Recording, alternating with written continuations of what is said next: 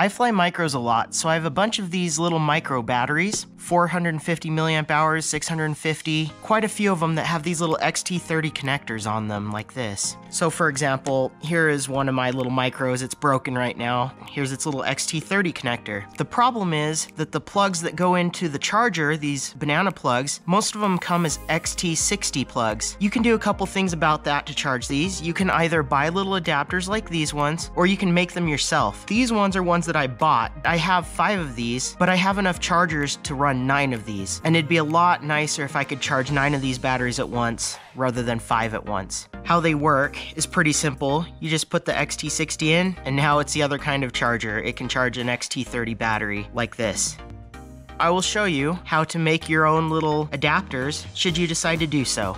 The first thing you need to figure out is the wire gauge you're going to use in your adapter. Now, if you have no idea what size wire gauge to use in your adapter, you can look at the batteries. The battery wire gauge is going to be the biggest it has to be, although it doesn't even need to be this big. These are 16 gauge wire. 16 gauge allows you to pump out a lot of current through it without it overheating. You don't need it that big. These ones here happen to be 16 gauge as well. This adapter here, it's an 18 gauge. It's still fine. You can probably even go a bit smaller than 18 gauge, but just because this is 18 gauge, I'm going to make my new adapters 18 gauge. Another little trick is that if you don't know what size to make the pigtail on your drone when you're soldering on a new plug, you should make that wire gauge the same as the gauge of your batteries, because the same amount of current that's going through this wire is going to go through this wire into your speed control. All right, let's start making these.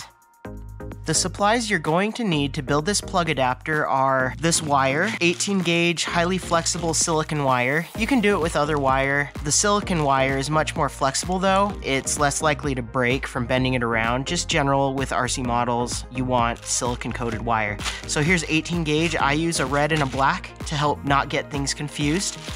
You're going to need an XT60 plug. I actually recommend getting both. It makes it easier if you have both sides of the plug. Then you'll need some shrink wrap that's big enough to fit around the soldering end of the plug, like this. Also, you'll need an XT30. And once again, I'd recommend getting both ends of the XT30 because it does make it easier to have both ends to solder, but you can do it with just this end of the XT30. Get a piece of shrink wrap that fits around the soldering end of that plug. You will also need, I use rosin core solder. That makes it easier. As far as tools go, you need something to help you hold the parts while you're working on it. So I use this little third hand. You'll need an X-Acto knife or something that helps you strip the end of the insulation off. I do it with an X-Acto. You'll need side cutters or something to cut the wire with, and then a soldering iron, and either a heat gun like this or a lighter or something that can shrink the shrink wrap. Now that we have everything here, we can start building.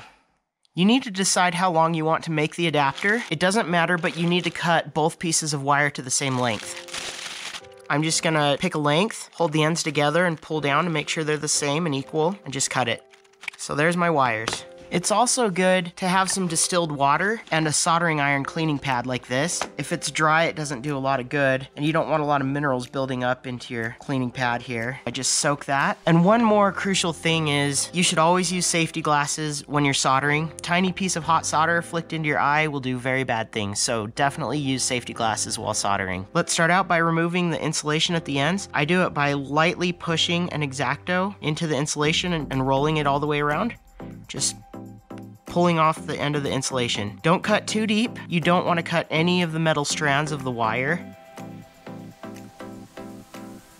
Next thing I want to do is tin the ends of these. I'll pull out some solder here. My soldering iron is on.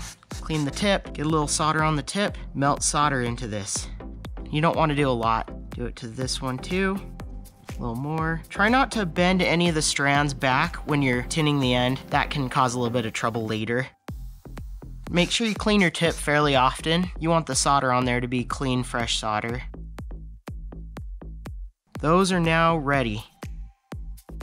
I would take both ends of the XT60 plug, put them together. It'll use the extra side of the plug as a heat sink so that it doesn't melt all the plastic when you heat it up. It keeps the pins in straight. Sometimes it can start to melt the plastic and the pins get misaligned, especially on XT30. It's happened a lot to me. For the first side, you don't have to put the shrink wrap on first. It is a good habit to go ahead and put it on first. So I'll cut some shrink wrap. Length doesn't really matter. I'll take this little piece and cut it into fourths so I can get 4 pieces out of here. I'll save that one for later. Fold this in half. That's a little bit short, but it's long enough to do what I'm doing.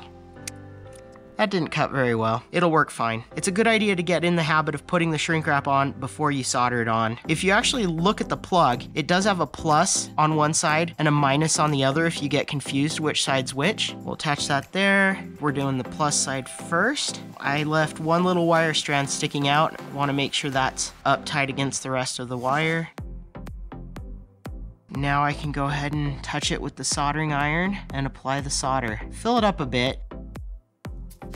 That's going to take a few seconds to cool down because there's a pretty big heat sink, so this whole thing got really hot. Now we can do the minus side. Like I said, you don't have to put this one on yet. It's just a good habit to put it on before you solder it, because once you do this side, you can't put it on after you solder it. It has to be on there before. There's the minus side. We'll get the black wire for minus, lay it in here, clean the tip of the soldering iron, start filling this.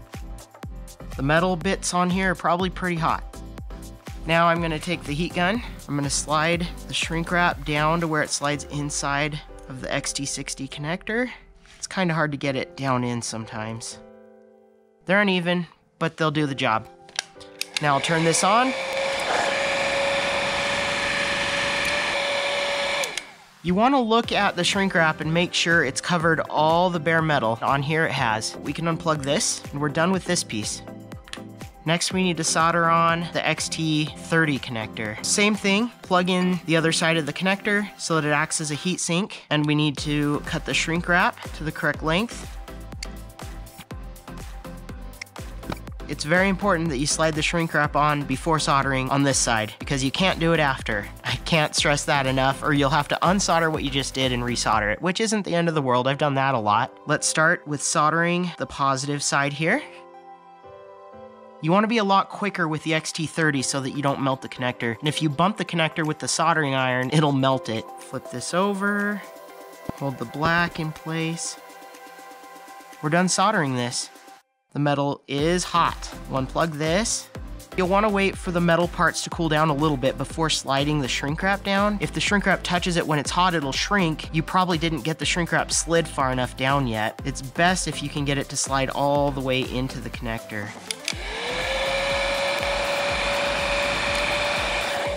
And it's done. Now you can charge all of your XT30 batteries from your XT60 charger plugs. If this video was helpful, please like and subscribe, and thanks for watching.